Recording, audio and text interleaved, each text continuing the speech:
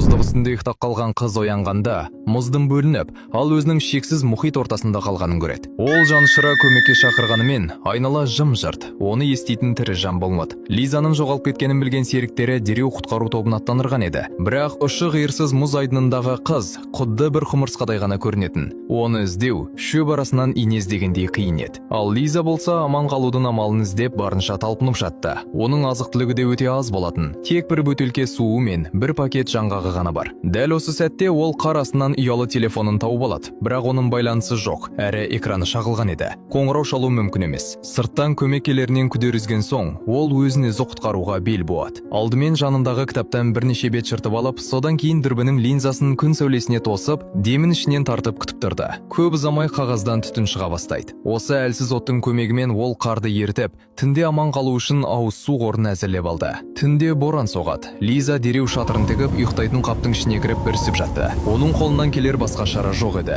Тек боранның тезірек басылуын тіледі. Бірақ кішкентай шатыр қатты желге шыдас бермей, жыртылып кетіп, ішіне ызғарлы суық жел лап қояды. Ал толқыған теңіз бетіндегі мұз айдыны қатты шайқалып жатты. Келесі күні әуе құтқару тобы бұл аймақты бірнеше рет шарлап шыққандарын хабарлайды. Кешегі боран кез келген жанның өмірін қиюы мүмкін еді. Алайда Лиза аман қалды. Ол шатырдан шыққанда көз алдындағы көріністен бір сәтке сіресіп тұрып қалады. Өткен түндегі дауыл оны белгісіз бір бағытқа ағызып әкетіпті. Айналаға көз тастаса, шексіз мұхит бетінде қалқыған жалғыз мұз кесегінде тұр екен. Құтқарушылар келгенше шыдау үшін ол ине жіп алып, шатырындағы барлық жаттықтарды тігіп шығарады. Содан соң инені майыстырып балық ауламақ болды. Бірақ беті қолы мұздап, әрі бірде-бір балық түспеді. Дәл осы сәтте оның артынан тарс еткен дыбыс шығады. Артына бұрылып қарағанда, аяқ астындағы мұз еріп, бірнеше бөлікке бөлініп жатқанын көрді.